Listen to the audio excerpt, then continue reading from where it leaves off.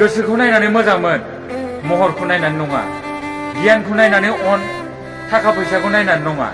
हरनि समाव सिमां नु, सानाव नङा। आरो मोजां मोननो गोसो दंब्ला सासेखौल' मोजां मोन, सानै साथामखौ नङा।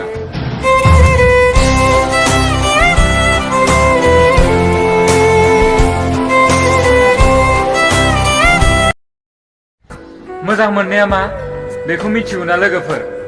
बेखौ खायनैसेया एन्जयमेन्ट होननानै सानो, आरो खायनैसेया बेखौ टाइम पास होननानै सानो, आरो खायनैसेया गावनि जिउखौनो फोजोबस्रांनानै मोजां मोननाया जे खेला नङा बेखौ फोरमायलाङो।